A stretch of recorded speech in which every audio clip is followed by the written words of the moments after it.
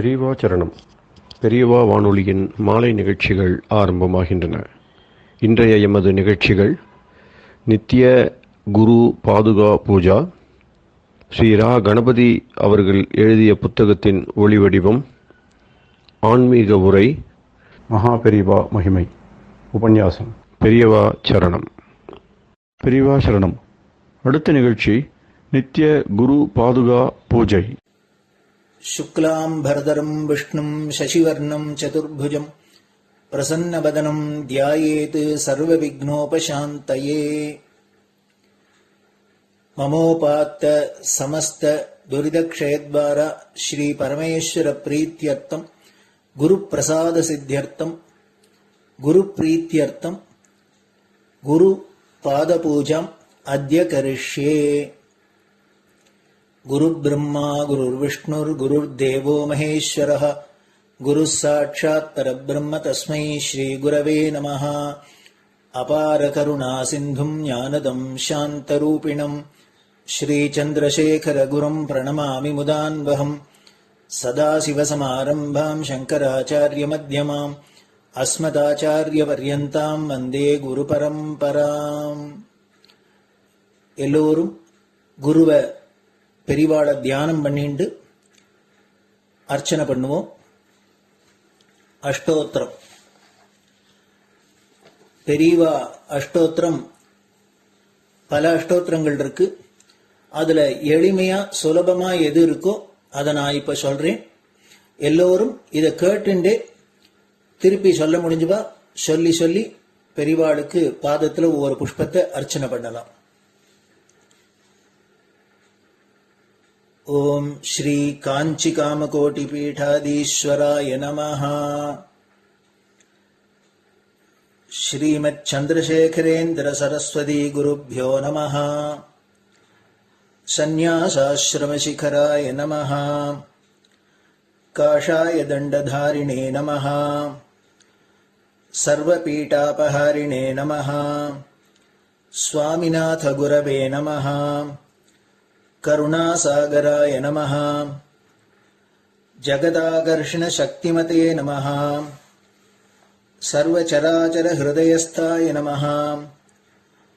ओम भक्त परिपालक श्रेष्ठाय नमः. धर्म परिपालकाय नमः. श्री जयेन्द्र सरस्वत्याचार्याय नमः. श्री विजयेन्द्र सरस्वती पूजिताय नमः. शिवशक्ति स्वरूपाय नमः. भक्ताभीष्ट प्रदायकाय नमः. ब्रह्मण्य पोषकाय नमः. ब्रह्म विष्णु शिवैक्य स्वरूपाय नमः. कांची क्षेत्रवासाय नमः. कैलाश शिखरवासाय नमः. स्वधर्म परिपोषकाय नमः. चातुर्वर्ण संरक्षकाय नमः. लोकरक्षण संकल्पाय नमः. ओम ब्रह्मनिष्ठापराय नमः. सर्वपापहराय नमः. धर्मरक्षक संतुष्टाय नमः. भक्तार्पितधन स्वीकर्त्रे नमः. सर्वोपनिषत् सारज्ञाय नमः. सर्वशास्त्रगम्याय नमः. सर्वलोक पितामहाय नमः. भक्ताभीष्ट प्रदायकाय नमः. ब्रह्मण्य पोषकाय नमः. नानाविध पुष्पार्चितपताय नमः. रुद्राक्ष क्रीडधारिणे नमः. भस्मोद्दोलित विग्रहाय नमः. सर्वज्ञाय नमः. सर्वचराचर व्यापकाय नमः. अनेक शिष्य परिपालकाय नमः. मनश्चाञ्चल्य निवर्तकाय नमः. अभयहस्ताय नमः. भयापहाय नमः. यज्ञपुरुषाय नमः. यज्ञानुष्ठान रुचिप्रदाय नमः. यज्ञसम्पन्नाय नमः. यज्ञसहायकाय नमः. यज्ञफलदाय नमः. यज्ञप्रियाय नमः. उपमानरहिताय नमः. स्फटिक तुलसी रुद्राक्ष हारधारिणे नमः. चातुर्वर्ण समदृष्टये नमः. ऋग्यजुस्साम अथर्वणादि चतुर्वेद संरक्षकाय नमः. दक्षिणामूर्तिस्वरूपाय नमः जाग्रत् स्वप्न सुषुप्ति अवस्थातीताय नमः कोटिसूर्यतुल्यतेजोमय शरीराय नमः साधुसङ्गसंरक्षकाय नमः अश्वगज गोपूजा निर्वर्तकाय नमः गुरुपादुकपूजातुरन्तराय नमः कनकाभिषिक्ताय नमः स्वर्णबिल्वदलपूजिताय नमः सर्वजीवमोक्षदाय नमः मूकवाक्ताननिपुणाय नमः नेत्रदीक्षादानाय नमः द्वादशलिङ्गस्थापकाय नमः गानरसप्रियाय नमः ब्रह्मज्ञानोपदेशकाय नमः सकलकलासिद्धिताय नमः चातुर्वर्ण्यपूजिताय नमः अनेकभाषासम्भाषण कोविताय नमः अष्टसिद्धिप्रदायकाय नमः ओम श्री शारदामठसुस्थिताय नमः नित्यान्नदानसुप्रीताय नमः प्रार्थनामात्रसुलभाय नमः पादयात्राप्रियाय नमः नानाविधमतपण्डिताय नमः श्रुतिस्मृतिपुराणज्ञाय नमः देवयक्षकिन्नरकिंपुरुषपूज्याय नमः श्रवणानन्दकरकीर्तये नमः दर्शनानन्दाय नमः अद्वैतानन्दभरिताय नमः अव्याजकरुणामूर्तये नमः शैव वैष्णवादिमान्याय नमः श्रीशङ्कराचार्याय नमः दण्डकमण्डलोहस्ताय नमः वीणामृदङ्गसकलवाद्यनाथस्वरूपाय नमः रामकथारसिकाय नमः वेदवेदाङ्ग आगमादिसकलकलासतस्प्रवर्तकाय नमः हृदयगुहाशयाय नमः शतरुद्रीयवर्णितस्वरूपाय नमः केदारेश्वरनाथाय नमः अविद्यानाशकाय नमः निष्कामकर्मोपदेशकाय नमः लघुभक्तिमार्गोपदेशकाय नमः लिङ्गस्वरूपाय नमः सालग्रामसूक्ष्मस्वरूपाय नमः कालड्यां शङ्करकीर्तिस्तम्भनिर्माणकर्त्रे नमः जितेन्द्रियाय नमः शरणागतवत्सलाय नमः श्रीशैलशिखरवासाय नमः डमरुकनादविनोदाय नमः वृषभारूढाय नमः दुर्मदनाशकाय नमः आभिचारिकदोषहर्त्रे नमः मिताहाराय नमः मृत्युविमोचकशक्त्याय नमः श्रीचक्रार्चनतत्पराय नमः दासानुग्रहकारकाय नमः अनुराधानक्षत्रजाताय नमः सर्वलोकख्यातशीलाय नमः वेङ्कटेश्वरचरणपद्मषट्पदाय नमः श्री महात्रिपुरसुन्दरी समेत श्री चन्द्रमौलीश्वर पूजाप्रियाय नमः श्रीमच्चन्द्रशेखरेन्द्र सरस्वती सद्गुरु परब्रह्मणे नमः गुरुभ्यो नमः परमगुरुभ्यो नमः परमेष्टिगुरुभ्यो नमः परात्परगुरुभ्यो नमः गुरुपरम्पराभ्यां नमः गुरुपादुकाभ्यां नमो नमः. அடுத்தது ஊதுபத்தி இருந்தா அதை காமிச்சு தூபம், நெய் தீபம் இருந்தா காமிச்சு அதை நெய் தீபம் தீபம் காமிச்சுட்டு நைவேத்தியம் வெத்தலைப்பாக்கு பழம் இதுலேருந்து ஆரம்பிச்சு அவளுக்கு எது சௌரியமோ அதுபடி நைவேத்தியம் பண்ணலாம். அதுக்கு அடுத்தது கற்பூர ஹாரத்தி பண்ணி எல்லோரும் பிரதட்சிண நமஸ்காரம் பண்ணி பெரியவாள்கிட்ட பிரார்த்தனை பண்ணிண்டு எல்லோரும் க்ஷேமமா இருக்கணும், லோகம் பரம மங்களமா சௌக்கியமா இருக்கணும், எல்லோரும் வியாதி வெக்க இல்லாத ஆயுராரோக்கிய ஐஸ்வர்யத்தோட சாந்தம் அமைதியோட ஞான வைராக்கியத்தோட எல்லோரும் நல்லவர்களாயிருந்து நன்மையை அடையணும்னு பிரார்த்தனை பண்ணி இந்த பூஜையை தினம் செய்யலாம். குரு பிரம்மா குருர் விஷ்ணுர் குருர் தேவோ மகேஸ்வரः குரு சாட்சாத் பரபிரம்ம தஸ்மை ஸ்ரீ குரவே நமஹ. அபார கருணா சிந்தும் ஞானதம் சாந்தரூபிணம் ஸ்ரீ சந்திரசேகர குரும் பிரணமாமி முதான்வகம். சதாசிவசமாரம்பாம் சங்கராச்சாரிய மத்யமாம் அஸ்மதாச்சாரிய பர்யந்தாம் வந்தே குரு பரம்பராம். குரு பாத பூஜை நிறைவடைஞ்சது. பெரியவா சரணம். பெரியவா சரணம். பெரியவா வானொலியில் நேயர்கள் அடுத்து கேட்க இருப்பது ஸ்ரீ ரா கணபதி அவர்கள் எழுதிய புத்தகத்தின் ஒளி வடிவம். அளிப்பவர் ஸ்ரீமதி உமா சங்கர் அவர்கள். தேனினும் இனிய சொல்லான் தீச்சுடர் மேனி கொண்டான் ஊனுயிர்க்கு உயிரதான ஒன்றினைக் கலந்து நின்றான் ஏனினிக் கவலை நெஞ்சே இன்றுனக் அருள் செய்தான் இஞ்ஞானவான் காமகோட்டி நாதனை நம்புவோமே. ஜெய ஜெய சங்கர, ஹரஹர சங்கர. மகாபெரிவாளின் உபன்யாசங்களை ரா கணபதி அண்ணா தெய்வத்தின் குரல் என்ற பெயரில் 7 பாகங்களாக தொகுத்து அளித்ததின் 7ஆம் பாகத்தின் அடுத்த பகுதி நமோ நமகா. ஆசிச்சக்தியின் மூலம் நாராயணனே. அப்போதும் கூட அந்த சக்திக்கு மூலம் நாராயணன்தான். அதை ஒரு நாளும் மறந்துவிடக்கூடாது. அவனன்றி அணுவும் அசையாது என்றால் ஆசீர்வாதமும் அவன் திருவுள்ளம் கொண்டால்தானே காரிய ரூபத்தில் பலன் தரும். ஆகையினால் ஒரு பக்கம் நாங்கள் நமஸ்காரத்தில் சம்பந்தமே இல்லை என்று தள்ளக்கூடாதானாலும் இன்னொரு பக்கம் எங்கள் ஆசீர்வாதத்துக்கே சக்தி இருப்பதாக நினைத்து ஆசீர்வதிக்கவும் கூடாது. பின்னே என்ன பண்ணணும் என்றால், நீங்கள் எங்களுக்கு முன்னாலே சரீரத்தை போட்டு நமஸ்காரம் பண்ணும்போது நாங்கள் நாராயண சொல்லி அதனால் அவனை நினைத்து கொண்டு மானசிகமாக அவனுக்கு நமஸ்காரம் பண்ணி இந்த குழந்தைகளுக்கான நல்லது நடக்க ஆசீர்வாதம் அருள் செய்யப்பா என்று பிரார்த்தித்துக் கொள்ள வேண்டும்.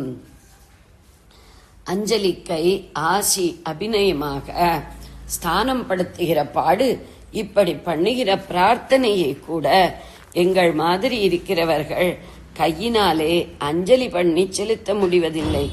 நீங்கள் எங்களுக்கு நமஸ்கரிக்கிற போது நாங்களே ஆசீர்வாதம் பண்ணுவோம், பண்ண வேண்டும் என்று தான் எதிர்பார்க்கிறீர்கள்.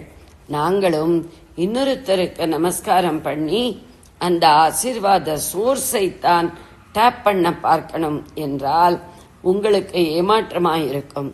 பண்ணிய நமஸ்காரத்திற்கு யாருக்கு பண்ணினோமோ அவரிடமிருந்தே உடனே ஆசீர்வாதம் வந்தால்தானே ஆறுதலாயிருக்கும். நாராயணன் கண்ணுக்கு தெரியாதவன். அவன் பண்ணும் ஆசீர்வாதம் காதுக்கு கேட்பதில்லை என்பதால் தான் கண்ணுக்கும் காதுக்கும் தெரிகிறவரிடம் போய் பார்த்து ஆசீர்வசனம் பெறணும் என்றே ஜனங்கள் பெரியவராக நினைக்கிற ஒருவரிடம் போவது. ஆனால் பக்குவம் பெற்றவர்களாகவும் சம்பிரதாயம் தெரிந்தவர்களாகவும் பக்தர்கள் இருந்தால் அவர்களும் அந்த நாராயணனின் பிரதிநிதியே இவரை நமஸ்கரித்தால் அது அவனையே சேரும், அவனுடைய ஆசீர்வாதமே இவர் மூலமாய் வரும் என்ற எண்ணத்தோடு போய் நமோ நாராயணாய என்று சொல்லித்தான் அவரை நமஸ்கரிக்கணும்.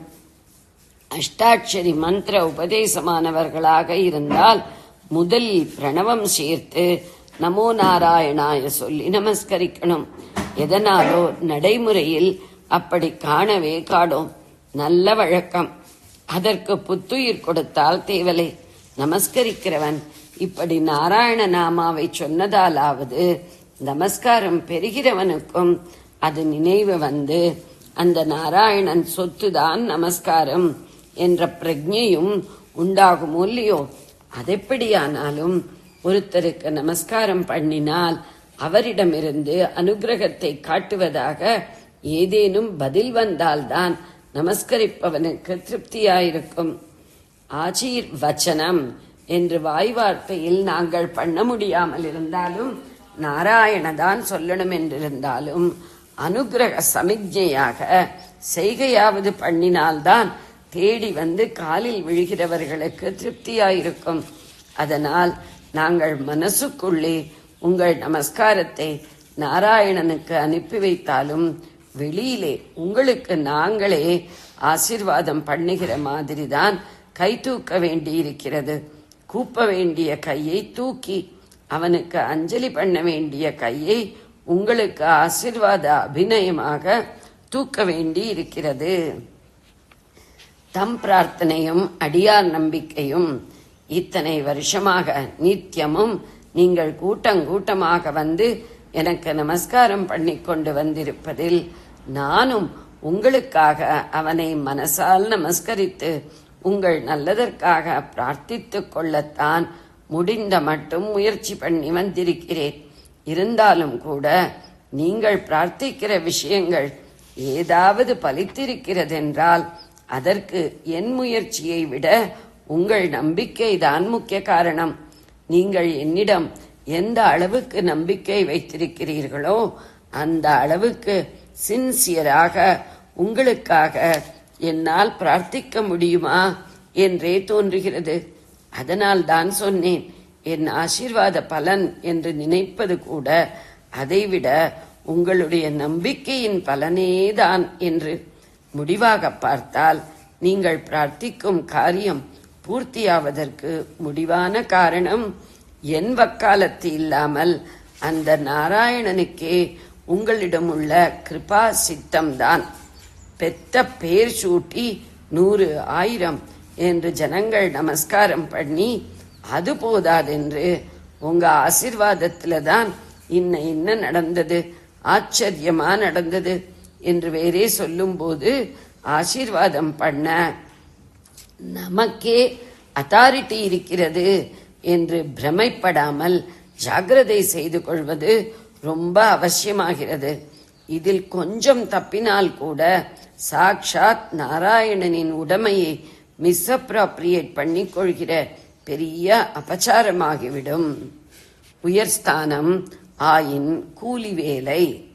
வெளியிலே பீட்டம் போட்டுக்கொண்டு ஸ்தானம் கொண்டாடி கொண்டாலும் வாஸ்தவத்திலே பாரத்தை தூக்கி கொண்டு கூலி வேலை செய்கிறது தான். கூலி வேலை செய்கிறவனையே இங்கிலீஷில் கூலி என்கிறார்கள்.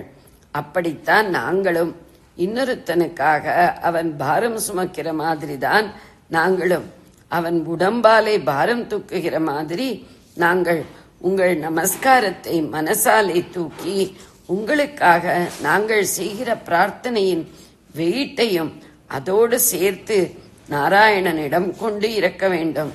ஆனால் ஒரு கூலி தொழிலாளிக்கு தெரிகிற சத்தியம் எங்களுக்கு தெரியுமா என்பதே கேள்வி. தான் தூக்குகிற சாமான் தன்னுடையதில்லை, இன்னொருத்தனுடையதைத்தான் தூக்குகிறோம். அதை இறக்க வேண்டிய இடத்தில் இறக்க வேண்டியதே தன் தொழில் என்று அவனுக்கு தெரிகிற அந்த சத்தியத்தை தான் சொன்னேன். நாங்கள் இந்த சாமானை, நமஸ்காரம் என்கிற சாமானை இறக்க வேண்டிய அந்த நாராயண பதத்தில் இறக்காவிட்டால் அந்த அபச்சாரத்திற்கு அவன் கூலி கொடுத்து விடுவான். கூலிக்காரன் தூக்கும் சாமான் அவனுக்கு பாரமாயிருக்கிற மாதிரி நமஸ்காரத்தையும் எங்களுக்கு பண்ணும் சம்மானமாக நினைக்காமல் பாரமாகத்தான் தெரிந்து கொள்ள வேண்டும். சம்மானான் மரணாதிவர் என்று வித்யாரண்யாள் மகாபாரத கொட்டேஷன் கொடுத்து சந்நியாசிகளை எச்சரித்திருக்கிறார். அதாவது நிஜ சந்நியாசி என்றால் அவன் பாராட்டு, கௌரவம் முதலியவற்றால் சம்மானிக்கப்படுவதை மரணமாக நினைக்க வேண்டும். மரணாதிவ என்பதற்கு நரகாதிவ என்று ஒரு பாடபேதம் இருப்பதையும் சொல்லி இன்னும் கூட பலமாகவே பயமுறுத்தி அதை சம்மானத்தை தள்ளும்படி பண்ணுகிறார். மரணம் ஒன்றும் தெரியாமல் ஆகிவிடும் ஸ்திதிதான். நரகமோ சித்திரவதையே அல்லவா? அது நிஜ சந்நியாசிக்கு. அவன் சம்மானத்தை மரணமாக நினைக்க வேண்டும் என்று சொல்லி இருப்பதற்கு முந்தி ஜனசமூகத்தை பாம்பாக நினைத்து பயப்பட்டு ஒதுங்கி ஓடிப்போய்விடணும் என்று இருக்கிறது. அகேரிவ கணா பீதகா சம்மானான் மரணாதிவ. நாங்களோ ஜனசமூகத்திற்கு நல்லது சொல்லி அவர்களை நல்லது பண்ணும்படி தூண்டிக் கொண்டிருக்கவே ஏற்பட்டவர்கள். ஆனபடியால் ஜனசமூகத்திலேயே நன்றாக உழன்று கொண்டிருக்க வேண்டியவர்கள். அப்படி இருக்கும்போது குரு, பீட்டாதிபதி, மடாதிபதி என்றெல்லாம் பெத்த பெயர் கொடுத்து உட்கார்த்தி வைத்திருக்கும் எங்களை ஜனசமூகம் சம்மானிக்கத்தானே செய்யும். ஸ்தான கௌரவம், பீட்ட கௌரவம் என்று சொல்லிக்கொண்டு நாங்களே எங்களை எப்படியெல்லாம் சம்மானிக்க வேண்டும் என்று கண்டிஷன்கள் போட்டு கொடுத்துத்தான் எங்கேயாவது போகிறோம். இருக்கிற இடத்திலேயும் எங்களுக்கு இப்படி இப்படி மரியாதை பண்ணினால்தான் பார்க்க வரலாம் என்று வைத்துக் கொண்டிருக்கிறோம். இதை தவிர்க்க முடியாதுதான். சிஷ்யலோகம் என்பது குருபீட்டம் என்று உள்ள ஒன்றில் இருப்பவரிடம் பணிவு பவ்யங்களுடன் இருந்தால்தான் குரு செய்யும் உபதேசமும் அவருடைய அருளும் சிஷ்யர்களுக்குள் நன்றாக இறங்கும். ஆகையால் அவர்கள் மரியாதை, அதாவது சம்மானம் பண்ண வேண்டியதும் தான். நாங்கள் அதை நிராகரிக்காமல் ஏற்றுக்கொள்கிற மாதிரியும் இருக்க வேண்டியதுதான். சம்மானத்தை சன்மானம் என்று தப்பாக சொல்லி வருகிறார்கள். இப்போது வடக்கத்திய சர்க்கார்கள் உள்பட பல ஸ்தாபனங்கள் காளிதாஸ் சம்மான் என்கிற மாதிரி மரியாதைகள் செய்வது நமக்கும் நன்றாக தெரிந்த பிற்பாடும் சன்மானம் என்றே தப்பாக தமிழ்நாட்டு பத்திரிகைக்காரர்கள் எழுதி வருகிறார்கள். அதோடு இந்த சம்மான்களில் கௌரவிப்பு தான் முக்கியம். இரண்டாம் பட்சமாக திரவிய சம்மானமும் இருக்கிறது என்றே தெரிகிற போதிலும் இங்கே தமிழ்நாட்டில் திரவியமாக தருவதை மட்டுமே சன்மானம் என்றும் சொல்லியும் எழுதியும் வருகிறார்கள். வெறும், அதாவது நிஜ சந்நியாசியா இல்லாமல் குரு பட்டம் கட்டிக்கொண்டும் சந்நியாசிகள் என்று இருக்கும் நாங்கள், நீங்கள் சம்மானம் செய்யக்கூடாது என்று தடுப்பதற்கில்லை என்று சொல்லிக் கொண்டிருந்தேன். என்ன செய்யணும் என்றால், நீங்கள் எங்களை சம்மானிக்கவும் நாங்கள் அலவ் செய்ய வேண்டும். அதே சமயம் அந்த சம்மானத்தை நாங்கள் அக்செப்ட் செய்து கொள்ளவும் கூடாது. அதெப்படி முடியும்? பரஸ்பர விருத்தமாக ஒன்றுக்கொன்று முரணாக இருக்கே என்றால் கொஞ்சம் திருசமன் பண்ணடும். முன்னையே சொன்னார் போல குருவுக்கு சிஷ்யாள் சம்மானம் பண்ண வேண்டியதே என்பதை மதித்தும், அதோடு நாம் செய்யும் சம்மானத்தை சுவாமியார் ஏற்றுக்கொண்டார் என்று நீங்கள் நினைத்து திருப்திப்படும்படியாகவும் நாங்கள் அதை அக்செப்ட் பண்ணிக்கொண்டார் போலவே காட்டிக்கொள்ள வேண்டும். அதாவது வெளியிலே காட்டுவது இப்படி, காட்டுவதுதான் இப்படி. உள்ளுக்குள்ளே எங்கள் பாவம் எப்படி இருக்கணும் என்றால், லோக வியவஸ்தைக்காகவே இப்படி பண்ண வேண்டியிருக்கிறது. வாஸ்தவத்தில் இந்த சம்மானம் நமக்கே சேருவதாக நாம் நினைத்தோமோ அதோ கதிதான். நாராயணன் பெயரில் வாஸ்தவமாக அவன் பெயரை சொல்லிக்கொண்டு அவனுக்கு சம்மானத்தை சேர்ப்பிக்கும் கூலிக்காரனாகவே இதை ஏற்றுக்கொண்டு சேர்ப்பித்து விட வேண்டும், சமர்ப்பணம் பண்ணிவிட வேண்டும் என்றே இருக்க வேண்டும். எந்த விதத்தில் மரியாதை பண்ணினாலும் அது சம்மானம்தான் என்று சொன்னேன். நல்ல வேளையாக எங்களுக்கு பட்டம் விருது கொடுத்து சம்மானம் பண்ணுவதற்கு இடமில்லாமல் வைத்திருக்கிறது. பகவானுக்கு நாம் பட்டம் கொடுப்பதா? அப்படித்தான் குருவுக்கும் என்பதால் திரவிய சம்மானம் நிறையவே செய்யப்படுகிறது. இல்லாவிட்டால் மடம் எப்படி நடக்கும்? எங்கள் ஆதிகுருவான நாராயணனின் ஆக்ஞையிலேயே நடக்கிற மடம் என்பதால் எந்த ஸ்தாபனமும் வீடும் நாடும் எல்லாமுமே அவன் நடத்தித்தானே நடக்கிறது. அதில் இது கொஞ்சம் கூடுதலாகவே ஆஃப், ஃபார், பை என்கிறார்களே. ஜனநாயகம் மக்களுடையது, மக்களுக்கானது, மக்களாலேயே நடத்தப்படுவது என்று கூறுவதை நினைவு கூர்ந்து மொழிந்தது. அப்படி அவனுடையதாக, அவனுக்காக, அவனால் நடத்தப்படுவதால் அவன் பேரிலேயே அந்த திரவிய சம்மானத்தை அங்கீகரிக்கிறோம். நீங்களாக கொடுக்காவிட்டாலும் அதிகார பிச்சையாக கேட்டே வாங்கிக் கொள்கிறோம். நாம் பார்த்து கொண்டிருக்கும் விஷயமான நமஸ்கார சம்மானத்தை இது நமக்கு கொஞ்சம் கூட உரிமை பண்ணவில்லை. நம் மூலமும் ஏதாவது நல்லது நடந்தால் அப்படி நடத்தி வைக்கும் அந்த நாராயணனுக்கே உரிய சாமான் இது. அதை நாம் ஒரு கூலியாகத்தான் தாங்குகிறோம். என்பது புரிந்து கொண்டு வாங்கிக் கொள்ள வேண்டும். பக்தர்களிடம் பிரியத்தினால் அந்த பாரத்தை சந்தோஷமாகவே தாங்கி, தற்காலிகமாக தாங்கி பகவானிடம் இறக்க வேண்டும். இறக்கத்தான் வேண்டுமென்றாலும் தாங்குகிற மட்டும் பாரம்தான். அப்படி இறக்காமல் எங்களுக்கே என்று துரார்ஜிதம் பண்ணிக்கொண்டாலோ அது நிரந்தரமான பாப பாரமே ஆகிவிடும். நமஸ்காரம் பண்ணப்படுகிறவன் கதை இத்தனை ரிஸ்கியாக இருக்கிறது. ஜெய ஜெய சங்கர, ஹர ஹர சங்கர. பெரியவா சரணம். இந்நிகழ்ச்சியின் அடுத்த பகுதி நாளை மாலை இதே நேரத்தில் ஒளிபரப்பாகும். பெரியவா சரணம். பெரியவா சரணம். பெரியவா வானொலியில் நேயர்கள் அடுத்து கேட்க இருப்பது திரு கவிக்கண்ணன் அவர்களின் ஆன்மீக உரை. பெரியவா சரணம். ராம் ராம். ஸ்ரீ குருப்யோ நமஹ. ஜெய ஜெய சங்கர, ஹர ஹர சங்கர. பெரியவா வானொலி நேயர்கள் அனைவருக்கும், மகா பெரியவாவுடைய பக்தர்கள் அனைவருக்கும் அடியேன் கவிக்கண்ணனின் அன்பு கலந்த நல்வாழ்த்துக்கள். ராம் ராம். ஜெய ஜெய சங்கர, ஹர ஹர சங்கர. ஸ்ரீ குருப்யோ நமஹ. குருநாதருடைய கருணா கட்டாட்சம் நமக்கு சுத்தமா இருந்துடுத்துன்னு சொன்னா நம்ம எதை பத்தியுமே கவலைப்பட வேண்டாம். யாருடைய தயவுக்கும் அலைய வேண்டாம், எந்த ரெக்கமெண்டேஷனுக்கும் போக வேண்டாம். இந்த பரிகாரம் பண்ணுமா அந்த பரிகாரம் பண்ணுமான்னு அலைய வேண்டாம்.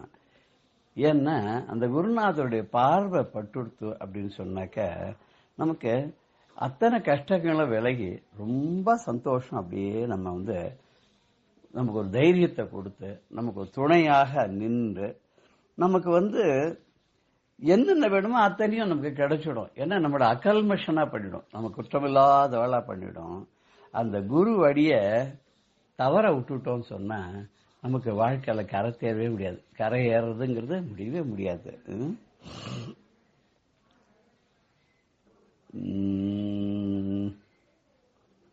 குருவடி சேர்ந்திட துணிவு மேலிடும், குருவடி சேர்ந்திட துணிவு மேலிடும், குருவடி போற்றிட பணிவு சிறந்திடும், குருவடி போற்றிட பணிவும் சிறந்திடும், குருவடி சேர்ந்திட துணிவு மேலிடும், குருவடி போற்றிட பணிவும் சிறந்திடும், குருவடி சேர்ந்திட துணிவு மேலிடும், குருவடி பற்றிட குற்றங்கள் விலகிடும், குருவடி பற்றிட குற்றங்கள் விலகிடும், குருவடி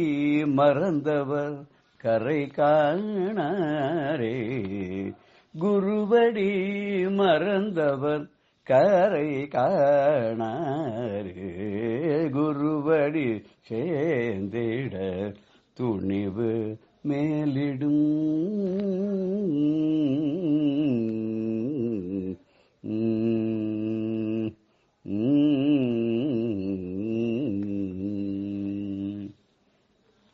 இந்த குருவடியை சேர்ந்துட்டா நமக்கு அப்படி குரு பார்க்க கோட்டி நன்மைன்னு சொல்றாங்களே, அப்படி ஒரு நமக்கு நன்மையெல்லாம் கிடைக்கும். ஒரு தம்பதிகள் என்ன பண்ணான்னா, தன்னோட மகளுக்கு எவ்வளவோ முயற்சி எடுத்து கல்யாணத்துக்கு வரன் பார்த்தும் வரனே அமையல. ஜோசியாலாம் சொல்லிட்டா இன்னும் குரு பலன் வரல, குரு பலன் வரல. அப்புறம் கொஞ்ச நாள் கழிச்சு குரு பலன் வந்தது. குரு பலன் வந்தாலும் தேரல, எந்த வந்தாலும் அது சரியா அமைய மாட்டேங்கிறது. ஜாதக பொருத்தம் இல்ல, ஜாதக பொருத்தம் வந்தா ஸ்டேட்டஸ் சரியா வரல, ஸ்டேட்டஸும் ஜாதக பொருத்தமும் சரியா வந்தாக்க அதுல இன்னும் அந்த குறை இந்த குறை, இந்த பார்வை அந்த பார்வை அப்படிங்கிற என்ன பண்றதுன்னு தெரியல. அவரும் பாவம் எந்தெந்த இடத்துல எல்லாம் பதிவு பண்ணி வைக்கலாமோ எல்லா மேட்ரிமோனிலையும் பதிவு பண்ணி வச்சிருப்பாரு. அந்த காலத்துல மேட்ரிமோனி இருந்ததா தெரியல, 4 பேரை சொல்லி வச்சிருப்போமே, அந்த அசோசியேஷன் இந்த சமாஜம் அப்படி இப்படின்னு எல்லா இடத்துலயும் சொல்லி வச்சிருந்தார். ஒன்னும் நடக்கல. சரி, எல்லாரும் சொன்னா நீங்க வேணா ஒரு தடவை போய் மகா பெரிவாளை போய் தரிசனம் பண்ணிட்டு வாங்கோ, பண்ணிட்டு வந்தேன்னா உங்களுக்கு வந்து நல்லது நடக்கும்னா அவளும் என்ன பண்ணான்னாக்கா, சரி இதை பண்ணி பார்ப்போமே, இதுல ஒன்றும் நமக்கு ஒன்றும் பெரிய என்ன கஷ்டம் நஷ்டம் இருக்கு அப்படின்னு சொல்லிட்டு இது வரைக்கும் எந்த முயற்சி எடுத்தும் பலன் இல்லாதனால நேரா என்ன பண்ணா, மகாபெரிவாளை போய் பார்க்கறதுக்கு போயிட்டான். அதே மகாபெரிவாளுக்கு கொஞ்சம் அடிக்கடி போய் பழக்கமான பரிச்சயமான ஒரு நெருக்கமான ஒரு பக்தரோட சேர்ந்து இவாளும் போனா. அங்க போய் அன்னைக்கு காத்தால பூஜை எல்லாம் பார்த்தா, எல்லாம் முடிஞ்சது. பெரியவாளுடைய பிக்ஷாவந்தன்லாம் ஆச்சு. பெரியவா தீர்த்தம் கொடுக்க வந்தா. அப்ப பெரியவாட்ட போய் எல்லாரும் போய் நின்ன போது இவர் அப்படியே பல பல பல பல இந்த பொண்ணோட அப்பாவும் அம்மாவும் கண்ணியே விட்டு நின்னுட்டு இருந்தா. அப்ப அது கூட அழிச்சுன்னு போனவர் சொன்னார், இவ பொண்ணுக்கு வரன் பார்த்துன்னு இருக்கா, நன்னா இருக்கும் குழந்தை, சுமாரா படிக்கவும் படிச்சிருக்கா, ஆனா அந்த பொண்ணுக்கு நல்ல வரனே அமைய மாட்டேங்கிறது, என்ன பண்றதுன்னே தெரியல, இன்னும் குரு பார்வை வந்து இவாளுக்கு வரலையோ அப்படின்னு சொல்லி ரொம்ப வருத்தப்பட்டு இருக்கா அப்படின்னு. அப்போ பக்கத்துல ஒரு பெரிய வேத விற்பனர் இருந்தாராம்.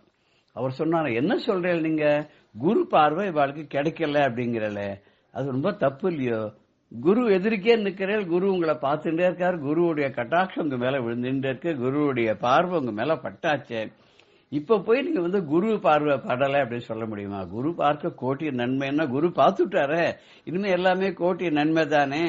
எதிர்க்கே குருவை நீங்க வச்சுட்டு பிரத்யட்சமா தெய்வான பெரியமாளை தரிசனம் பண்ணிட்டு நீங்க குரு கட்டாட்சத்தை அடைஞ்ச பண்றும் இப்படி வந்து உங்களுக்கு வந்து குரு பார்வை கிடைக்கலன்னு சொல்லாமா? குரு பார்வை வந்தாச்சு, ஜாதகத்துல இருக்கோ இல்லையோ உங்களுக்கு நேரடியான குரு பார்வை வந்தாச்சு, குரு பார்த்துட்டார்.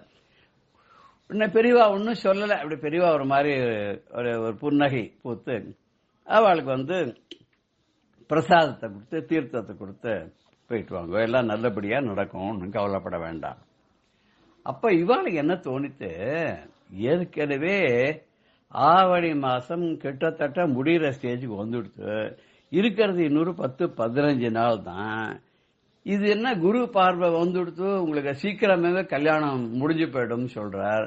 இந்த ஆவணி மாசம் முடியலன்னாக்க அதுக்கப்புறம் புரட்டாசி எல்லாம் வந்து தள்ளி போயிட்டே இருக்கும், என்னன்னே தெரியலையே. இப்படி இந்த வேத வித்து வந்து இப்படி சொல்றார், குரு பார்த்துட்டாரனோ, குரு கட்டாட்சம் கிடைச்சிடுத்தோனோ, குருவோட அருள் உங்களுக்கு நேரடியாவே வந்து விடுத்தே, இனிமே என்ன கல்யாணம் உடனே நடந்துடும் சொல்றாரு. இந்த ஆவணியில இன்னும் 10-12 நாள் தானே இருக்கு, எப்படி நடக்கும், இது நடக்கிறதுக்கு என்ன வழி இருக்கு அப்படின்னு சொல்லி கிளம்பிட்டார். சரின்னு ஊருக்கு வந்தாச்சு. ஊருக்கு வந்தா ஒரு பெரிய ஆச்சரியம் காத்துட்டு இருந்தது.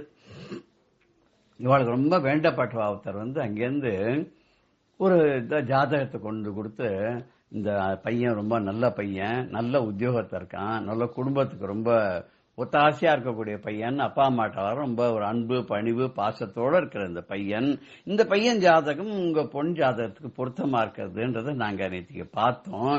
அதுக்குள்ள நீங்க ஊர்ல இல்லைன்னு சொன்னா தான் நான் இன்னைக்கு வந்தேன், நீங்க வாங்க போய் அவளை பார்க்கலாம் அப்படின்னு. சரி, இன்னும் இந்த அப்பா அம்மா நேரம் அவளை போய் பார்த்தா உடனே அவளுக்கு வந்து இவாளுக்கு அவளை பிடிச்சது, அவளுக்கு இவாளை பிடிச்சது, போட்டோ பார்த்தா போட்டோ பிடிச்சிருந்தது. உடனே சாயங்காலமே பொண்ணு பார்க்கலாம்னா சாயங்காலமே அந்த சம்பிரதாய பிரகாரம் பொண்ணு பார்க்கறதுன்னா பொண்ணு பார்த்த உடனே வெத்தலை வாக்கு மாத்தினுட்டா. அது என்னாச்சு, நிச்சயதார்த்தம் ஆயிடுத்து. அந்த காலத்துல அப்படித்தானே, இப்ப எல்லாம் வந்து நிச்சயதார்த்தத்துக்குன்னு ஒரு தனி நாளெல்லாம் எடுத்து அதை பெரிய மண்டபத்துல கொண்டாடி ஒரு கல்யாணம் கெட்டது கேடு, அப்படி அந்த அளவுக்கு நிச்சயதார்த்தம் இப்ப எல்லாம் பண்றோம் இல்லையா, அப்படிலாம் அந்த காலத்துல கிடையாது. பிடிச்சிருக்கா உடனே பாக்கியவத்தனை மாத்தினுட்டா, தாம்பூலம் மாத்திண்டாச்சு, நிச்சயம் ஆயிடுத்து, அவ்வளவுதான். அதுக்கப்புறம் கல்யாணத்துக்கு முதல் நாள் சாயங்காலம் அது ஒரு சம்பிரதாயமா ஒரு நிச்சயதார்த்தம் பண்ணி, அப்போ சில சடங்குகள் எல்லாம் பண்ணி அப்புறம் கோவிலுக்கு போயிட்டு வந்து, இல்ல அந்த ஜானவாசம்னு ஒண்ணு வச்சுட்டு இருப்போம் அந்த காலத்துல, அதெல்லாம் நம்ம எல்லாம் பார்த்துருக்கோமே, அப்படி எல்லாம் நடக்கும். இங்கே வா பாக்குவத்திலையும் மாத்திண்டா. முகூர்த்தம் என்ன இருக்குன்னு பார்த்தா அந்த ஆவணி மாசத்துல ஒரே ஒரு முகூர்த்தம் இருந்தது, முடியறதுக்கு 2 நாள் முன்னாடி.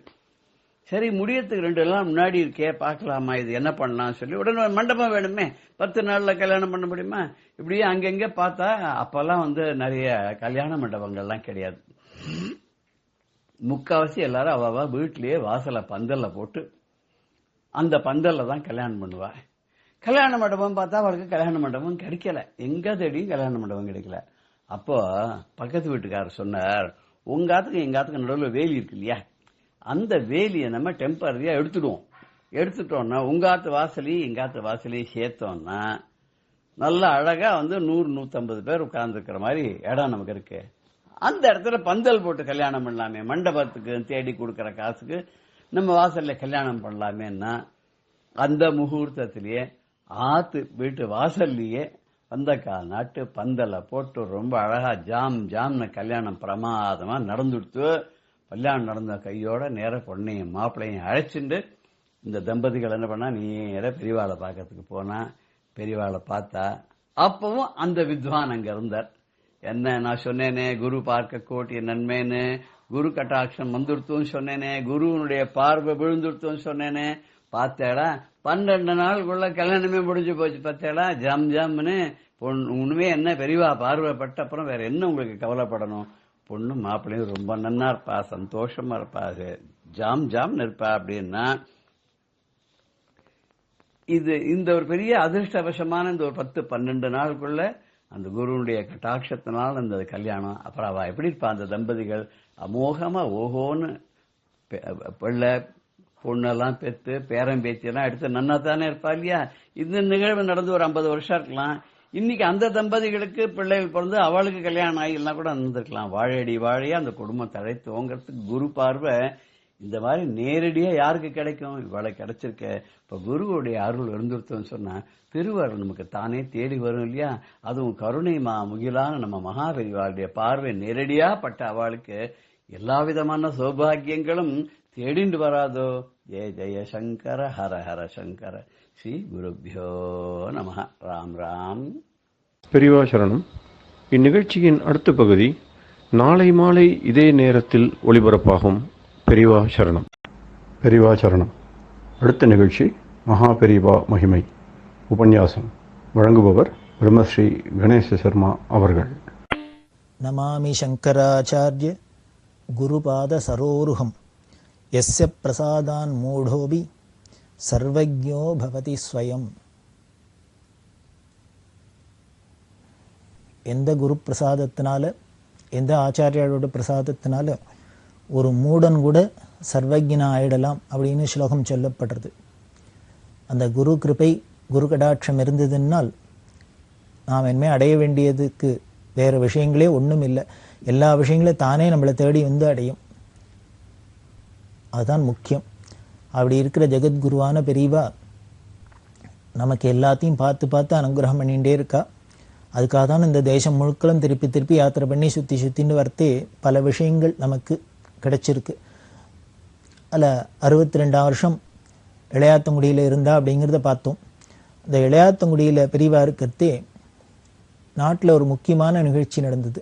இந்த சீனாவோட அண்டை நாடான சீனாவோட யுத்தம் நடந்தது. சீன யுத்தம் அப்படின்னு ரொம்ப பிரசித்தம். பொதுவாகவே நாட்டில் அமைதி இருந்தால் எல்லாருக்கும் க்ஷேமமாக இருப்பா, சுபீட்சமாக இருக்கும். ஒரு சண்டை சச்சரவு அப்படின்னு வந்துடுத்தினாலே ஜனங்கள்லாம் கஷ்டப்படுறா. அப்படி ஜனங்கள்லாம் பல உட்பாதங்களுக்கு கஷ்டங்களுக்கு ஆளாக முடியுமா இருந்தது. அப்போ என்ன பண்ணினா, இந்த சண்டையில் நமது நாடு ஜெயிக்கணும் அப்படிங்கிறதுக்காக பல விதத்தில் பல பேர் எல்லாமும் முயற்சியெல்லாம் பண்ணா. அதில் பெரியவா என்ன பண்ணா, பிரார்த்தனை பண்ண சொன்னா, பராசக்தியான அம்பாளை எல்லாரும் பிரார்த்தனை பண்ணணும் அப்படின்னு. ஏன்னா அம்பாள் தான் சமஸ்த லோகங்களையும் பரிபாலனம் பண்ணிட்டு வரா, காப்பாத்திட்டு வரா. அம்பாளுக்கு துர்கா அப்படின்னு ஒரு பேர். வெற்றி வேணும்னா, ஜெயம் வேணும்னா இந்த துர்கை கொற்றவை அப்படின்னு நம்மலாம் தமிழில் சொல்கிறோம். அந்த துர்கையை நாம் வழிபடணும். அந்த துர்கையோட பிரசாதத்தினால நமக்கு வெற்றி கிடைக்கணும் அப்படிங்கிறதுனால பெரியவா எல்லாருக்கும் அம்பாளை உபாசிக்க சொன்னா. நம்ம தேசத்தில் பார்த்தீங்கன்னா அங்கங்கே எல்லா பக்கத்துலேயும் அம்பாளோட க்ஷேத்திரம் பெருசாக இருக்குது, பிரபலமாக இருக்குது. மகாராஷ்டிராவில் பார்த்தீங்கன்னா துளஜா பவானி அப்படிங்கிறா, காஷ்மீரத்தில் பார்த்தீங்கன்னா க்ஷீர பவானி அப்படிங்கிறா, ஜுவாலாமுகிங்கிறா, குஜராத்தில் பார்த்தா அம்பாஜி அப்படிங்கிறோம், அசாமில் பார்த்தா காமாக்கியா அப்படின்னு, கர்நாடகத்தில் பார்த்தீங்கன்னா சாமுண்டி அப்படிங்கிறோம். இந்த மலையாள தேசத்தில் பார்த்தீங்கன்னா பகவதின்னு கொண்டாடுறா. நம்ம தமிழ் தேசத்தில் காமாட்சின்னு ரொம்ப பிரசித்தமாக நம்ம கொண்டாடின்னு இருக்கோம். இப்படி எங்கே போனாலும் தேசத்தில் அந்தந்த இடத்துலையும் அம்பாள் இருந்துட்டு இந்த பராசக்தி தான் பரிபாலனம் பண்ணிட்டு இருக்கா. அதனால் இந்த அம்பாளை பிரீத்தி பண்ணணும் அப்படிங்கிறதுக்காக பெரியவா என்ன பண்ணினா, எல்லாரும் பிரார்த்தனை பண்ணுங்க இந்த யுத்தத்தில் நாமளே ஜெயிக்கணும் அப்படின்னு. அதுக்கு ஸ்வர்ணம் கொடுக்கறது, பவுன் அம்பாளுக்கு பிரசாதமாக அரசாங்கத்துக்கு கொடுக்கறது அப்படின்னு. அம்பாளுக்கு பேரே ஹைமவதி அப்படின்னு பேரு அப்படின்னு வேதம் சொல்றது. இந்த ஹேமம் அப்படிங்கிறதுக்கு ஸ்வர்ணம்ங்கிற ஒரு அர்த்தமும் உண்டு. அதனால அம்பாளுக்கு ஒரு எள்ளளவானும் அவாவா முடிஞ்ச அளவுக்கு ஒரு எள்ளளவானும் ஸ்வர்ணத்தை அம்பாள் பாதத்தில் அர்ப்பணம் பண்ணிட்டு அந்த ஊர்ல இருக்கிற கோவிலில் இருக்கிற அம்பாளுக்கு அர்ப்பணம் பண்ணிட்டு அதை அரசாங்கத்துக்கு கொடுக்கணும் முடியும். அப்போ கேட்டிருந்தா போல இருக்கு பவுன் வேணும் அப்படின்னு எல்லாரும் ஸ்வர்ண காணிக்கை கொடுக்கணும் அப்படின்னு அரசாங்கத்துக்கு. ஏன்னா வார் நடந்தாலே உடனே தொடர்ந்து பஞ்சம் வந்துடும், பட்டினி வந்துடும், இதெல்லாம் வந்துடும். இதெல்லாம் சமாளிக்கிறதுக்காக கேட்டிருக்கலாம். இதை எல்லாரும் கொடுக்கணும் அப்படின்னு பெரியவாளும் சொல்லியிருந்தா. இது ஆல் இண்டியா ரேடியோவில் பெரிய ஒரு ஸ்பீச்சே கொடுத்து பெரியவா அதுக்கு பேசியிருந்தா. ரொம்ப அபூர்வமாக இருக்கும். அந்த ஸ்பீச்சில் ஆல் இண்டியாவோட ஸ்பீச்சில் பெரியவா சொல்கிறா, நாம் நாடு கூடிய சீக்கிரம் விஜயலட்சுமியோட வெற்றியை அடையணும், விஜயலட்சுமியை அடையணும். அதுக்கு எல்லாரும் பிரார்த்தனை பண்ணணும், அம்பாளையும் பிரார்த்தனை பண்ணுவோம், ஈஸ்வரனை பிரார்த்தனை பண்ணுவோம். அதே மாதிரி நம்மளால ஆன யதாசக்தி ஸ்வர்ண காணிக்கையும் கொடுக்கணும் அப்படின்லாம் சொல்லிட்டு, அதை விட முக்கியம் சண்டை வந்துடுத்து. நமக்கு சண்டை வந்துடுத்துனாலே எதிரின்னு ஒருத்தர் இருக்கார், அவள் நம்மளோட சண்டை போடுறா, நம்ம திருப்பி சண்டை போடுறோம். அந்த எதிரியோட சண்டை போட்டு அவளை ஜெயிக்க வேண்டியிருக்கு, அவளை சிக்ஷிக்க வேண்டியிருக்கு, தண்டிக்க வேண்டியிருக்கு. அந்த அளவுக்கு தான் இருக்கணுமே வழிய அவள்கிட்ட துவேஷம் இருக்கக்கூடாது அப்படின்னு பெரியவா அதில் ரொம்ப முக்கியமாக உபதேசத்தில் சொன்னது. அன்பிற்கு உண்டோ அடைக்கும் தாழ் அப்படிங்கிறார் வள்ளுவர். அப்படின்னா என்ன அர்த்தம் அப்படின்னார், இவன் பிடிச்சவன் பிடிக்காதவன், இவன் அப்படி வேணுங்கிறவன் வேண்டாதவன்னு பார்த்து அன்பு போகாது. அன்புங்கிறது அதுக்கு கதவு கிடையாது, தாப்பால் கிடையாது. எல்லார்ட்டையும் அன்பா இருக்கும். நம்மளோட சத்ருவா இருந்தாலும் சரி, மித்திரனா இருந்தாலும் சரி, எல்லார்ட்டையும் அன்பா இருக்கிறது தான் உயர்ந்த அன்பு, தலை சிறந்த அன்பு. அன்புனாலே இதுதான் அப்படின்னு மகான்கள்லாம் சொல்றா. அதுதான் பெரியவாளும் சொன்னா. அதனால அவள்கிட்ட நாம சண்டை போடலாம், ஜெயிக்கணும், ஆனால் தேசத்தை பாராட்டக்கூடாது அப்படின்னு சொல்லி ஸ்னேகமா இருக்கணும். அதுக்கப்புறம் அன்பா இருக்கிறதுக்கு நாம முயற்சி பண்ணணும் அப்படின்னு. இந்த அன்பால நாம அவள்கிட்ட காமிக்க ஆரம்பிச்சிட்டோம்னா வேடிக்கை என்னன்னா, இந்த விரோதிகள்ட்டையும் நாம அன்பை காமிக்க ஆரம்பிச்சோம்னா அப்புறம் அந்த விரோதம் தானே போயிடும். அவளால என்ன பண்ண முடியும்? வள்ளுவர் சொல்றாரு, இன்னா செய்தாரே ஒருத்தல் என்ன, நமக்கு ஒருத்தர் கெடுதல் பண்ணினா அவளை தண்டிக்கிறது என்ன பெரிய தண்டனை? நன்னயம் செய்து விடல், அவளுக்கு ஒரு நல்லதை பண்ணிவிடுறது. அப்படி பண்ணிட்டோம்னா அப்புறம் அவளோட நம்மளோட சத்ரு கூட மித்திரனா ஆயிடுறான். இதெல்லாம் மனசுல வச்சுன்னு தான் எடுத்து சொல்லி பெரியவா ரொம்ப அழகா ஆல் இண்டியா ரேடியோவில் அந்த சமயத்தில் ஒரு உபன்யாசம் பண்ணினா. அதில் பல விஷயங்களை சொல்ற. தப்பு வழியில் போகிறவாளை நம்ம தண்டிக்கிறதுங்கிறது ஒரு சம்பிரதாயம் அவசியம்தான். ஆனால் கூட எப்படி தண்டிக்கிறோம் அப்படின்னா, நமக்கே இப்போ ஒரு புள்ள இருக்கான், நம்ம ரிலேஷன் இருக்கா, பந்து மித்திரால் இருக்கா, அவள் தப்பு பண்ணிட்டா என்ன பண்ணுவோம்? அவள் பண்ணின தப்புக்கு நாம் பனிஷ்மெண்ட் கொடுப்போம், தண்டிப்போம். ஆனால் அந்த விரோதம் துவேஷம் பாராட்டுமோ, அதை கேரி ஓவர் பண்ணிட்டு வாழோடைய துவேஷிச்சுட்டு இருப்போமோ? இருக்க மாட்டோம். அதை போல தான் எல்லாத்தையும் இருக்கணும் அப்படிங்கிற. அதாவது இது நம்மளோட புள்ள, நம்ம குழந்தைகள், நமக்கு வேணுங்கிறவா, நம்ம உறவுக்காரான்னா அப்படி இருக்கு. இதையே எல்லாத்தையும் எக்ஸ்பேண்ட் பண்ணிடுது, எல்லாத்தையும் இதை பரப்பிப்படுறது. அதுதான் முக்கியம் அப்படின்னு சொல்லி அப்படி பண்ணினோம்னா நமக்கு வெற்றிங்கிறது தானே கிடைச்சிடும். இதுதான் நிரந்தர வெற்றி. சாஸ்திரங்கள்லாம் சொல்லப்பட்டிருக்கு. எத்திர யோகேஸ்வர கிருஷ்ணோ எத்திர பார்த்தோ தனுர்தரா தத்திர ஸ்ரீ விஜயோபூதிர் திருவாநீதிர் மதிர்மம அப்படின்லாம் சொல்றோமோ இல்லையோ. எங்க கிருஷ்ணன் இருக்கானோ, எங்க தனுர்தரனா அர்ஜுனன் இருக்கானோ, அந்த இடத்துல எப்போதும் விஜயந்தான் இருக்கும் அப்படின்னு சொல்றோம். மூகபஞ்சசிதியிலையும் மூகாச்சாரியால் சொல்ற, சமர விஜய கோடி சாதகானந்த தாடி பரமசிவவதோடி பாதுமாம் காமகோடி அப்படின்லாம் சொல்ற. சமர விஜய கோடி அப்படின்னா சமரம்னா யுத்தம். அந்த யுத்தத்துல கோடியா கடைசி என்னென்ன ஜெயிச்சுறது தான், சண்டையில ஜெயிக்கிறது தான் அதுக்கு முடிவு. அது மாதிரி பராசக்தி நமக்கு இருக்கு, கிருஷ்ணரோட கிருபை இருக்கு, அதனால நமக்கு வெற்றி கிடைக்கும் அப்படின்னு சொல்லிட்டு இந்த விஜயலட்சுமியை, இந்த வெற்றியை நாம வரவேற்கிறதுக்கு ரெடியா இருக்கணும். அதாவது ஒரு உயர்ந்த மனுஷாலாம் வந்தா நமக்கு பிடிச்ச வந்தா பூர்ண கும்பத்தோட வரவேற்கிறோமோ இல்லையோ, அது மாதிரி இந்த விஜயலட்சுமி இந்த யுத்தத்துல நமக்கு வெற்றியை எப்படி வரவேற்கணும் அப்படிங்கிறதுக்கு பெரியவா ரொம்ப அழகா சொல்றா. இந்த பூர்ண கும்பத்தோட 8 மங்கள திரவியங்களோட வரவேற்கணும் அப்படின்னு. அந்த 8 மங்கள திரவியம் என்ன? தேங்காய், வெத்தலைப்பாக்கு, பழம், புஷ்பம், இது மாதிரியா? மஞ்சள், குங்குமம், இது மாதிரியா? பெரியவா என்ன தெரியுமா சொல்றா? அந்த 8 மங்கள திரவியங்களா இதோட நாம அந்த வெற்றியை வரவேற்கணும். அந்த 8 என்னன்னு பார்ப்போம். ரொம்ப முக்கியமானது. 1, அகங்காரம் இல்லாத இருக்கிறது. 2வது, ஒத்துமையோட எல்லாம் சேர்ந்து ஒரு காரியத்தை பண்றது. மூணாவது தியாக புத்தியோடு இருக்கிறது. நாலாவது பகைவர்களுக்கும் துவேஷம் இல்லாத இருக்குது, பகைவர்கள்கிட்டையும் துவேஷம் இல்லாத இருக்கிறது. அதே மாதிரி அஞ்சாவது எல்லா லோகமும் க்ஷேமமா இருக்கணும்னு ஈஸ்வரன்ட்ட எப்பொழுதும் பக்தியில பிரார்த்தனை பண்றது. ஆறாவது பொய்யே இல்லாத இருக்கிறது, பொய்மையே விளக்கிறது, அதாவது சத்தியமா இருக்கிறது. ஏழாவது எல்லாரும் ஒரு தலைமைக்கு கீழே எல்லாரும் சேர்ந்து இருக்கிறது, அதாவது அவாவா தானே தலைவர் தலைவர், அதாவது அகம்பாவம் இல்லாத இருக்கிறதுன்னு அர்த்தம். இப்படி எல்லாரும் ஒரு தலைமைக்கு கீழே சேர்ந்தாப்புல இருக்கிறது, காரியம் செய்யறது. எட்டாவது நன்னடத்தை, சீலம், ஒழுக்கம். இந்த 8 மங்கள திரவியங்களோட நாம விஜயலட்சுமியை வரவேற்கிறதுக்கு தயாரா இருப்போம் அப்படின்னு பெரியவா அந்த உபன்யாசத்துல சொன்னா. இது ஏதோ 1972 வருஷம் சீன யுத்தத்துக்கு சொன்னது இல்லை. நமக்கு எப்பொழுதுமே யுத்தம் நடந்துட்டே இருக்கு. நம்ம மனசுல பார்த்தீங்கன்னா என்ன கொந்தளிப்பு, எவ்வளவு யுத்தம். காமம், குரோதம், லோபம், மோகம், மதம், மாத்சரியம் அப்படின்லாம் பகைவர்கள்லாம் சூழ்ந்துன்னு இருக்கா. இது அத்தனையும் அப்பப்போ ஜெயிக்க வேண்டியிருக்கு. அது அத்தனையும் ஜெயிக்கிறதுக்கு, நிரந்தரமான வெற்றி அடையிறதுக்கு இந்த 8 பாயிண்ட்டை ஞாபகம் வச்சுனாலே போரும். இந்த 8ஐயும் நாம இருந்தோம்னாலே அவ்வளவுதான் பூர்ணம், பூர்ண கும்பம், நிரம்பிட்டோம். நிரம்பிட்டாலே வெற்றி தான், விஜயம்தான் அப்படின்னு சொன்னா. இதுல ஒரு விஷயம், நம்மளோட சண்டை போடுறவாழ்ட்டையும் நம்ம பிரியத்தை காமிக்கணும், அன்பா இருக்கணும், ஸ்நேகத்தை பாராட்டணும்னு சொன்னாலோ இல்லையோ, இது முடியுமா யாராலையானும்? பெரியவா எப்படி இருந்தா அதை பார்க்கணுமே.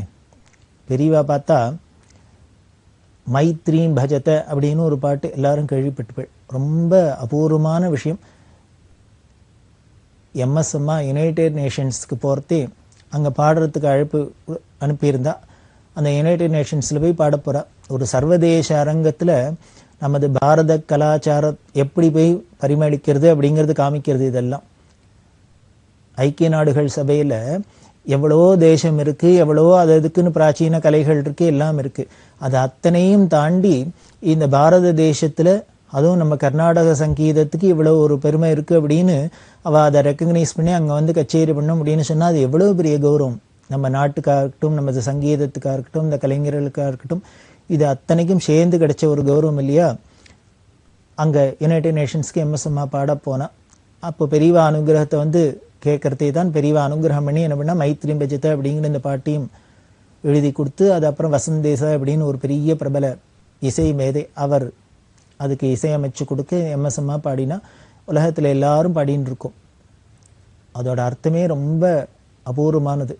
இப்போ இந்த சீன யுத்தத்தும் போது பெரியவா சொன்னத்தை தான் அதை பாட்டா சொல்லியிருக்கா. மைத்ரீம் பஜத அகில ஹிருஜேத்ரீம் ஆத்மவதேவ பரானபி பஷ்யத யுத்தம் தெஜத ஸ்பர்தாம் தெஜத அப்படின்லாம் சொல்றா. மைத்ரீம் பஜத அப்படின்னா அன்பா இருங்கோ, அன்பா இருக்க பழகிங்கோ.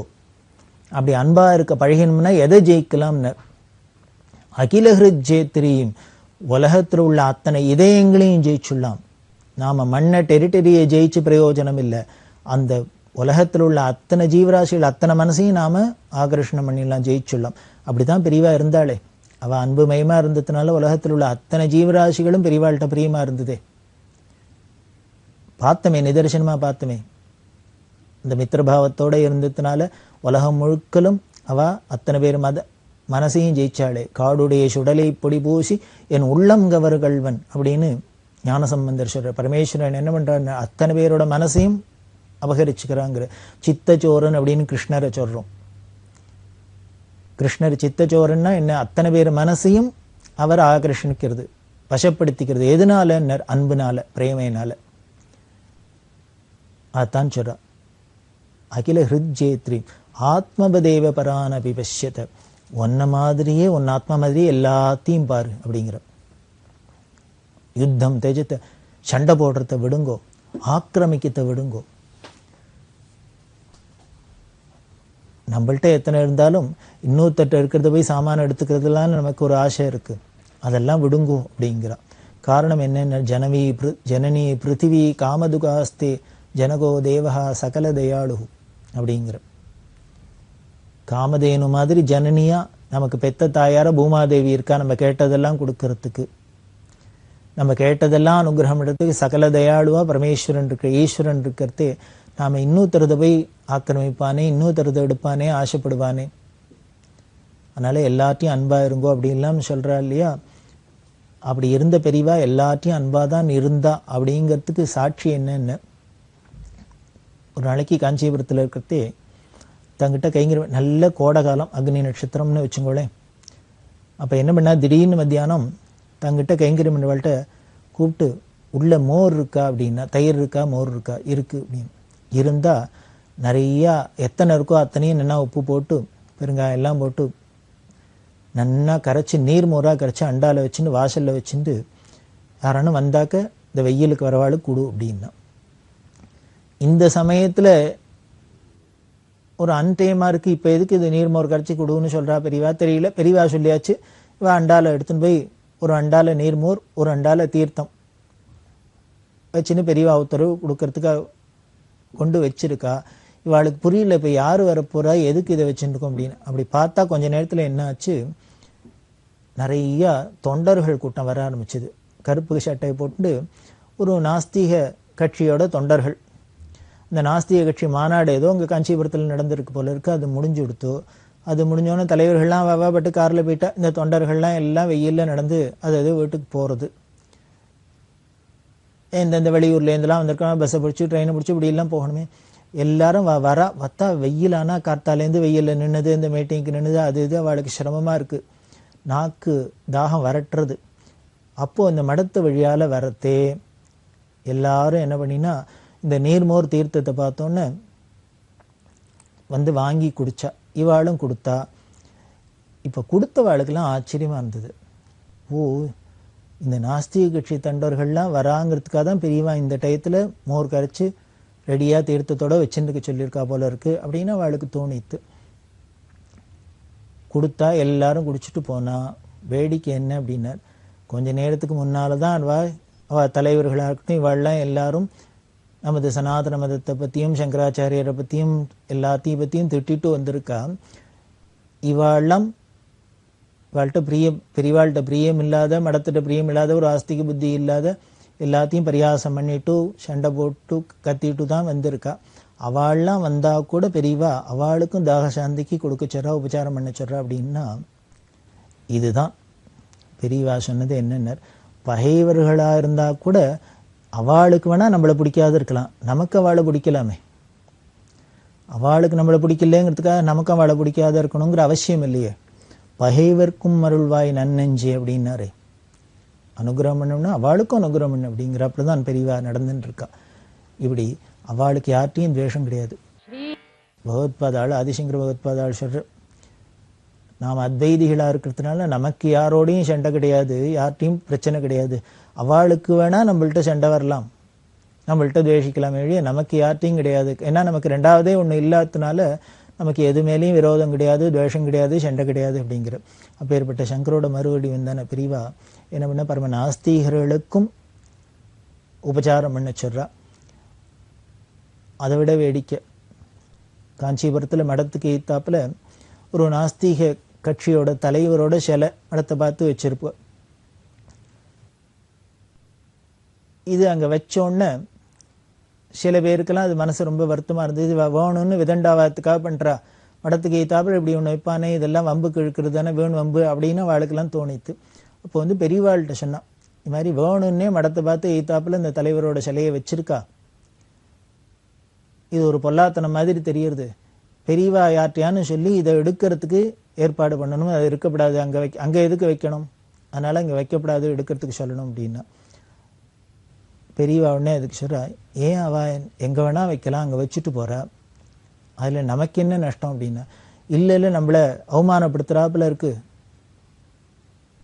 அப்படி இருக்க வேண்டாங்க அப்படின்னா. உடனே பெரியவா சொல்கிறா, உங்களுக்கெல்லாம் அது என்னமோ அவமானப்படுத்துகிறாப்புல இருக்குது, வம்புக்கு சண்டைக்கு வராப்புல இருக்குது, எனக்கு எப்படி தருமோ இருக்குது, பரம சௌக்கியமாக இருக்குது, சந்தோஷமாக இருக்குது.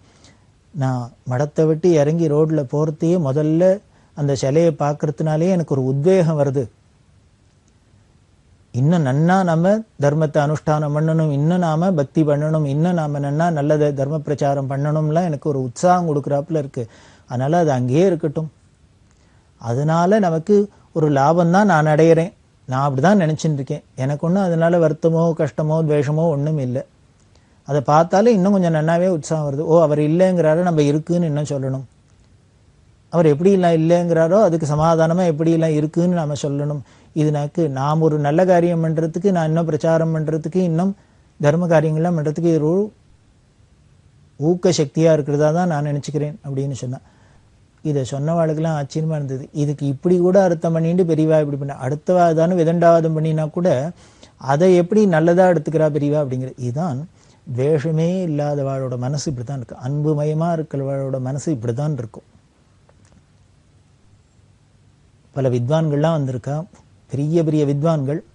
அவள்லாம் பெரியவாள்கிட்ட சாஸ்திர விசாரம்லாம் பண்ணிட்டு பேசின்னு இருக்கா. அப்போது ஒரு ஃபாரினர் வந்து நின்றுந்தார். பெரியவா, அவர் யார், எங்கேருந்து வந்திருக்கார், எதுக்கு இங்கே வந்திருக்கேன், என்ன வேணும்னு கேளு அப்படின்னு விசாரிச்சுன்னா. விசாரிச்சா அவர் சொன்ன, நான் ஆஸ்திரேலியாவிலேருந்து வந்திருக்கேன், நான் அந்த தத்துவங்கள்லாம் ஆராய்ச்சி பண்ணிட்டு இருக்கேன், ஃபிலாசபியிலெல்லாம் ரிசர்ச் பண்ணியிருக்கேன் அப்படின்லாம் சொன்னார். சரி, இங்கே எதுக்கு வந்தார் அப்படின்னா, எனக்கு ஒரு சந்தேகம். நான் உலகத்தில் பல நாட்டுக்கு போயிருக்கேன், பல மத தலைவர்கள்லாம் பார்த்து பல விஷயங்கள்லாம் கேட்டிருக்கேன். ஆனால் எனக்கு எங்கேயும் தெரியாத ஒரு சந்தேகம் இருக்குது. என் கேட்ட கேள்விக்கு ஒரு பதில் வரல, சரியான பதில். அதை இப்போ பெரியவாள்கிட்ட கேட்கணும்னு வந்திருக்கேன் அப்படின்னு. உடனே பெரியவா சிரிச்சுனேட்டா, சரி, இவன் உலகம் முழுக்கலும் போயிருக்கேன், பல தலைவர்களை பார்த்துருக்கேன், பல மதஸ்த தலைவர்கள்லாம் பார்த்து கேட்டிருக்கேங்கிற, அவள்லாம் சொன்ன பதில் அவருக்கு திருப்தியாக இல்லை அப்படின்னா எங்கிட்ட வந்து கேட்பானே, நான் சொன்னால் மட்டும் திருப்தியாக இருக்குமா அப்படின்னா, என்னை எப்படி தெரியும் எதனால் இங்கே வந்தாருன்னு கேளு அப்படின்னு. உடனே அவர் சொன்னார், வந்தவர் சொன்னார், நான் போகிற இடத்துல பெரியவாளை பற்றி சொன்னா, எல்லாரும் பெரியவாளை பற்றி சொல்கிறா, பெரியவாளோட அந்த மேதாவிலாசம் ஞானத்தெல்லாம் பற்றி சொன்னால், அதனால நான் இங்கே வந்திருக்கேன் அப்படின்னு சொன்னேன். என்ன கேள்வி அப்படின்னா, நான் மனுஷனாக பிறந்துட்டேன், மனுஷனாக பிறந்தனோட வாழ்க்கை நெறி என்ன, எப்படி இருக்கணும், ஒரு மனுஷன்னா எப்படி இருக்கணும், வாழ்க்கை நெறி என்ன, எப்படி இருந்தால் நாம் நன்மை அடையலாம், ஸ்ரேயஸ் அடையலாம், இதுதான் என்னோட கேள்வி.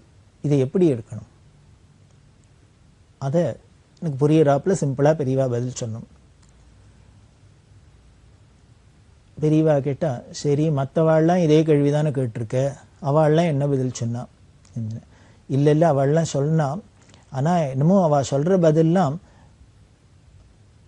என்னமோ என் மனசை தொடலை, அவ்வளவுதான். எனக்கு அது கன்வின்சிங்கான என் மனசை தொடலை. அதனால பெரியவாள்கிட்ட கேட்குறேன்.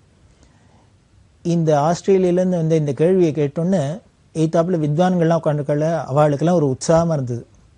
ஏன்னா நல்ல கேள்வியாக கேட்டிருக்கிற வந்தவர், ஒரு மனுஷனாக பிறந்த வாழ்க்கை நெறி என்ன, எப்படி இருந்தால் நாம் உயர்வடையலாம் அப்படின்னு கேட்குற.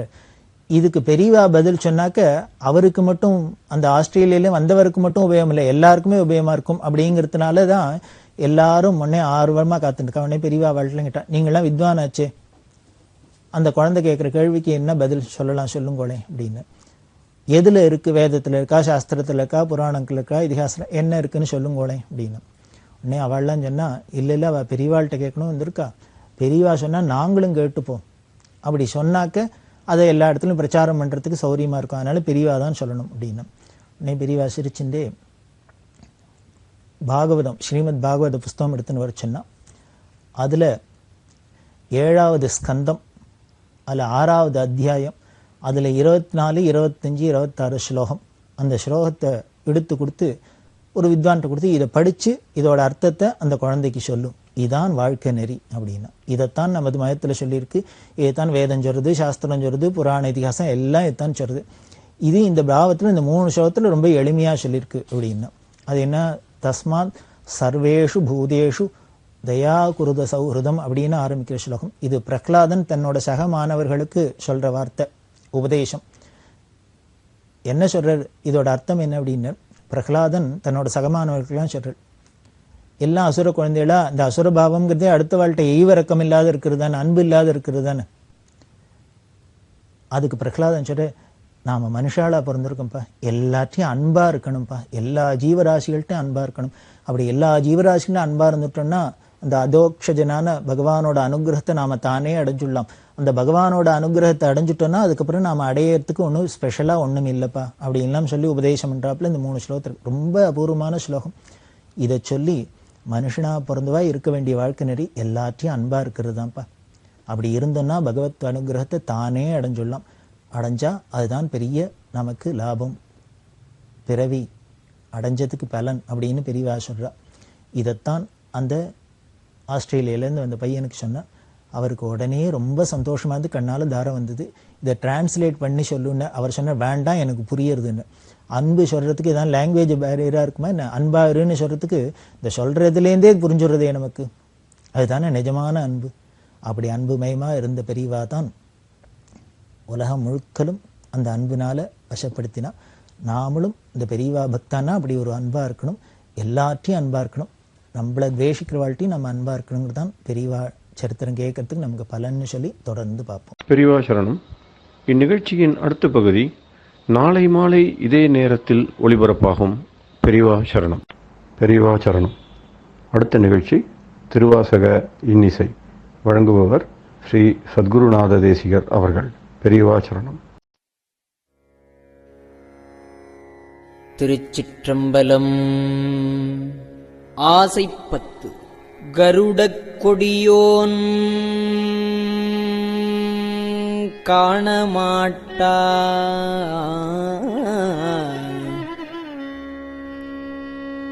கருடக் கொடியோன் காணமாட்டா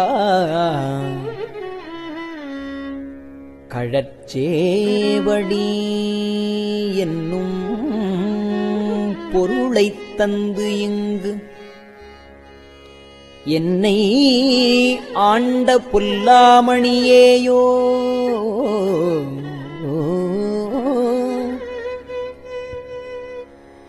இருளை துறந்திட்டு இங்கே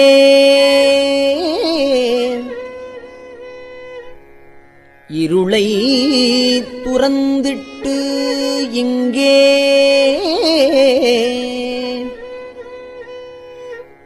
வா என்று அங்கே கூவும்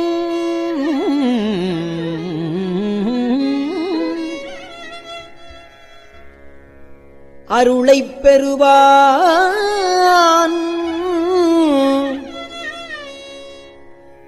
ஆசைப்பட்டேன் கண்டாய் அம்மானே.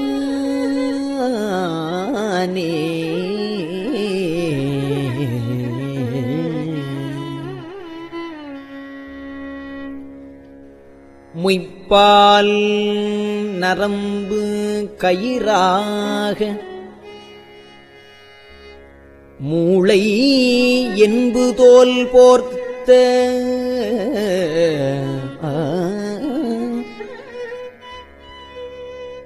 மூளை என்பு தோல் போர்த்த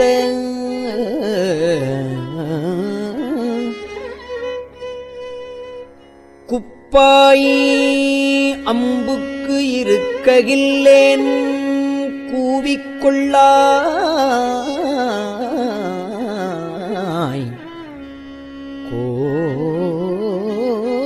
கோவேயோ எப்பாலவர்க்கும் அப்பாலாம் என்னாரமுதேயோ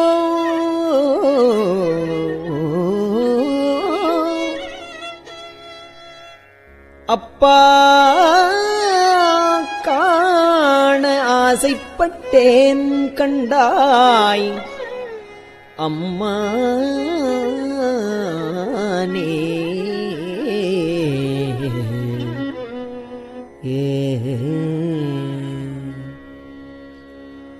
சீ ஆர்ந்து ஈ மொய்த்து அழுக்கொடு திரியும் சிறுகுடில் இது சிதைய கூவாய் கோவே கூத்தா காத்து ஆட்கொள்ளும் குருமணியே தேவா தேவர்க்கு அறியானே சிவனே சிறிது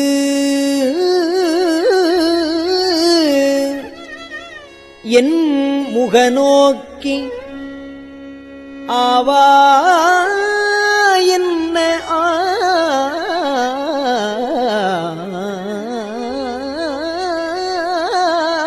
ஆசைப்பட்டேன் சிறிது என் முகநோக்கி ஆவா என்ன ஆசைப்பட்டேன் கண்டாய் அம்மானே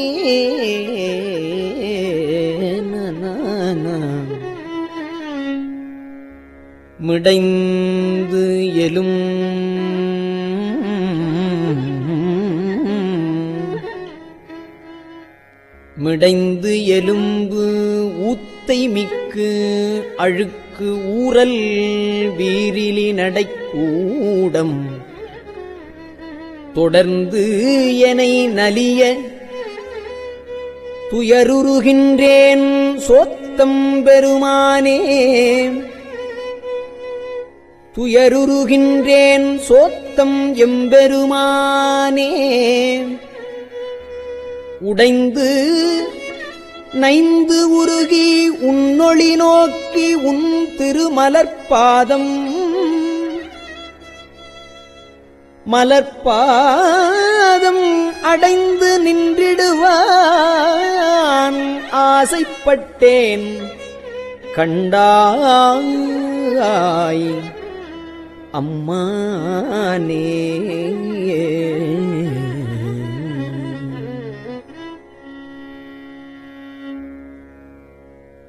அழிபுன்னகத்து புறந்தோல் மூடி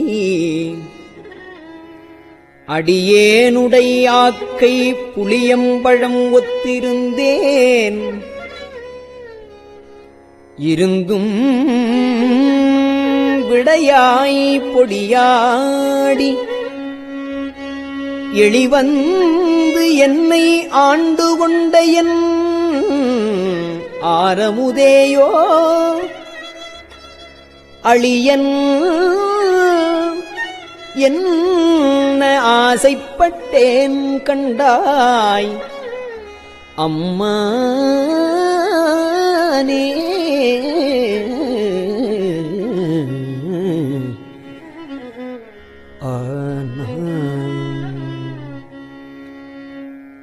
எய்த்தேன் நாயேன் இனி இங்கு இருக்ககில்லேன் யுவாழ்க்கை வைத்தாய் வாங்காய் வானோர் அறியா மலர்ச்சேவடியானே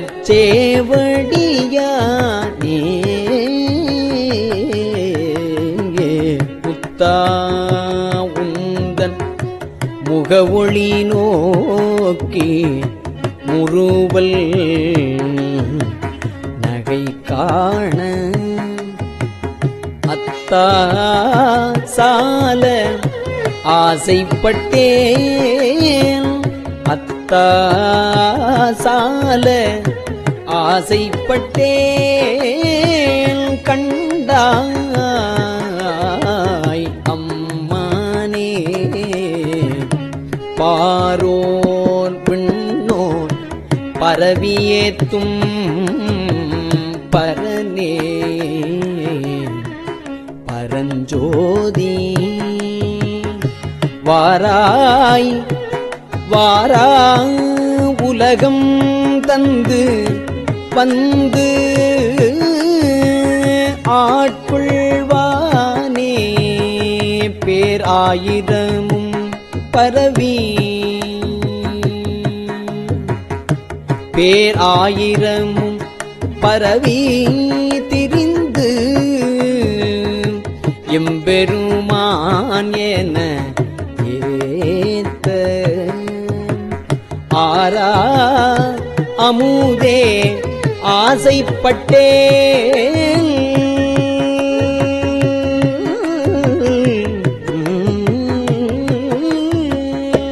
ஆரா அமுதே ஆசைப்பட்டேன் கண்டாயம் மானே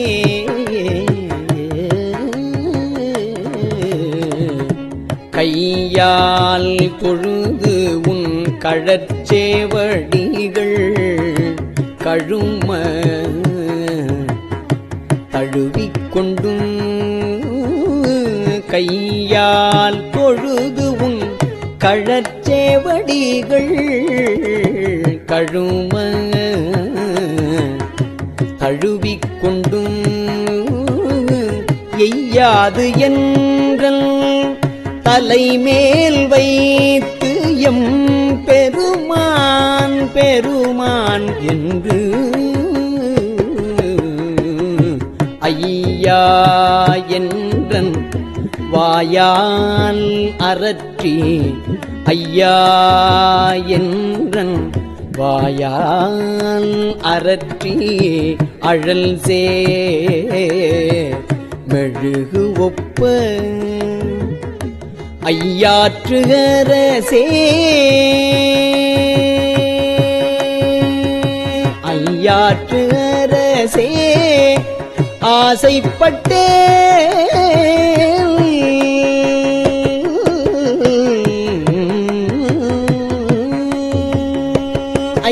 ஐயாற்றுகரசே ஆசைப்பட்டே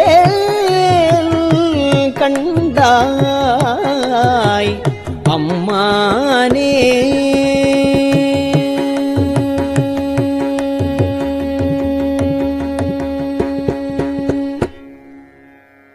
செடியார் ஆக்கை திறம் மரவீசி சிவபுர நகர்வுக்கு கடியார் சோதி கண்டு கொண்டு என் கண்ணினை களி கூற படிதான் இல்லா பரம்பரனே உன் பழ அடியார் கூட்டம் அடியேன் காண ஆசைப்பட்டேன் கண்டாய் அம்மானே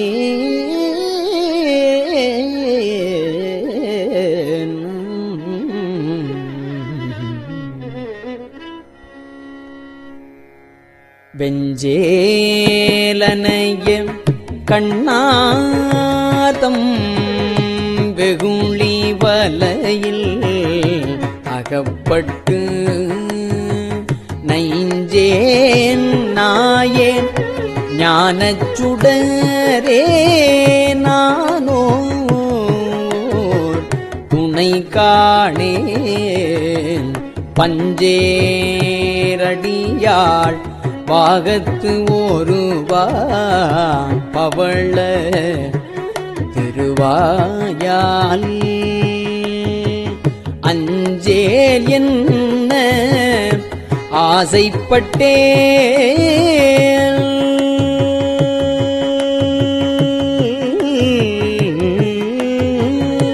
அஞ்சேல் என்ன ஆசைப்பட்டேன்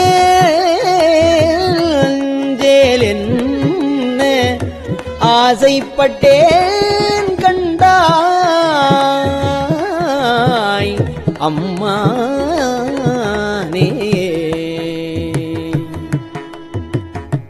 ஆசைப்பட்டேன் அஞ்சேலென்ன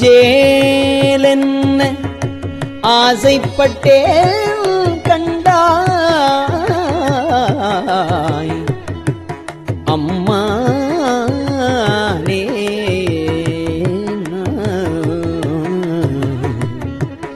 அம்மானே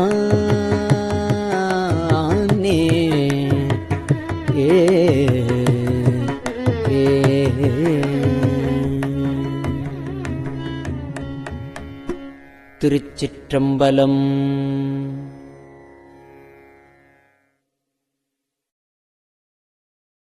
பெரியவா சரணம். இந்நிகழ்ச்சியின் அடுத்த பகுதி நாளை மாலை இதே நேரத்தில் ஒளிபரப்பாகும். பெரியவா சரணம். பெரியவா சரணம். பெரியவா வானொலியின் இன்றைய நிகழ்ச்சிகளின் நிறைவாக திருப்பொன்னூசல் வழங்குபவர் சத்குருநாத தேசிகர் அவர்கள். பெரியவா சரணம். திருச்சிற்றம்பலம். திரு பொன்னூசல் சீரார் பவளம் கால் முத்தம் கயிறாக ஏறாரும் பொற்பலகை ஏறி இனிதமர்ந்து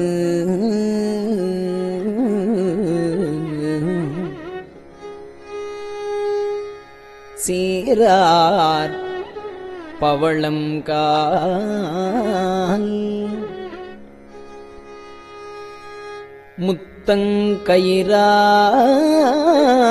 முத்தங்கயிறாக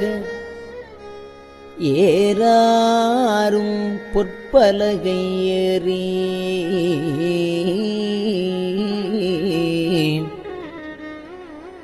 இனிது அமர்ந்து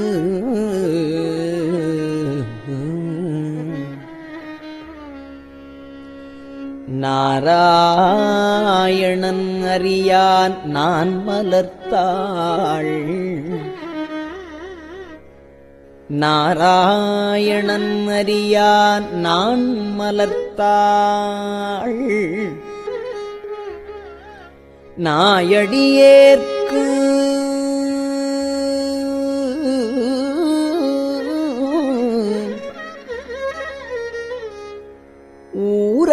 ஊராகத் தந்தருளும் உத்தர கோசமங்கை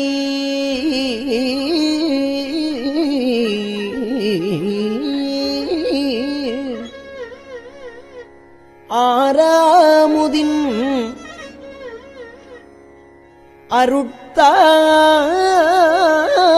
அருட்தாளினை பாடி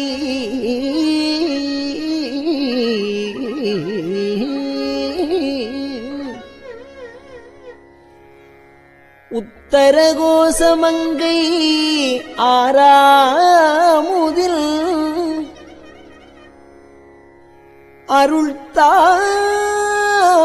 அருள்தாளினை பாடி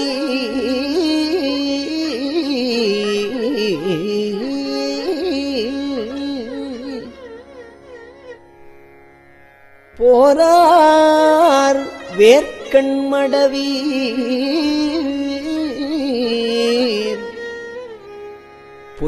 பொன்னூசல் ஆடாமோ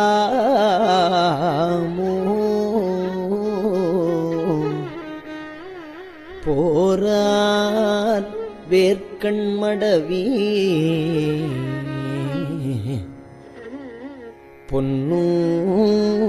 பொன்னூசல் ஆடாமோ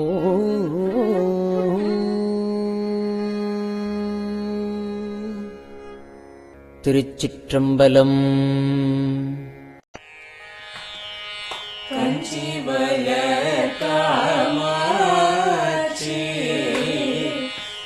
தங்குழந்தாய் சங்கரரே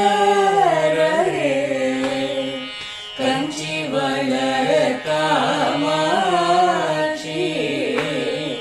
தங்குழந்தாய் சங்கரரே குரு சந்திரசேகரரே உறங்கிடுவீர்களே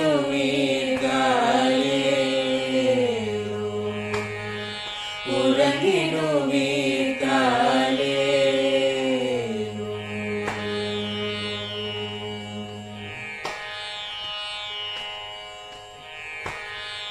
ஆதிகுரு சங்கரராய் அன்றொரு நாள் வந்த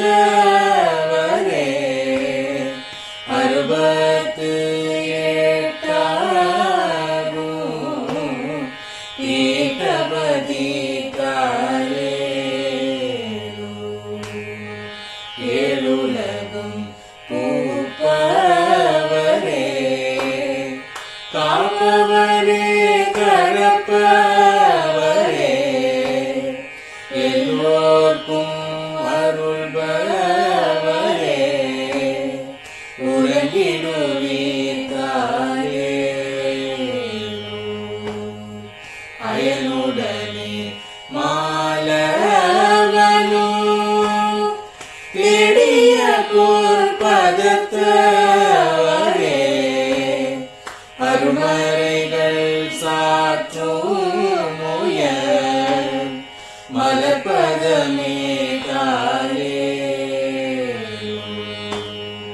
முக்தி நிலை எய்திடவே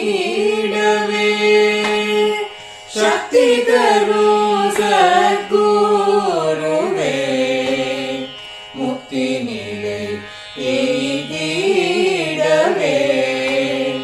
சக்தி தரும் சத்குருவே நித்தமெங்கள் நாவீசையில் நித்திரை கொள்தாயே நித்தமெங்கள் நாவீசையில் நித்திரை கொள்தாயே நித்தமெங்கள் நாவீசையில் நித்திரை கொள்தாயே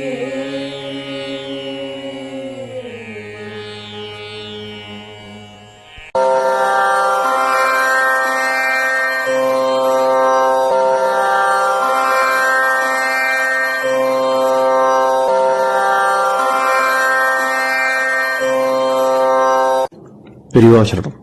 பெரியவா வானொலியின் மாலை நிகழ்ச்சிகள் இத்துடன் நிறைவடைகின்றன. எமது அடுத்த ஒளிபரப்பு நாளை காலை இந்திய நேரப்படி 6 மணிக்கு துவங்கும். பெரியவா சரணம்.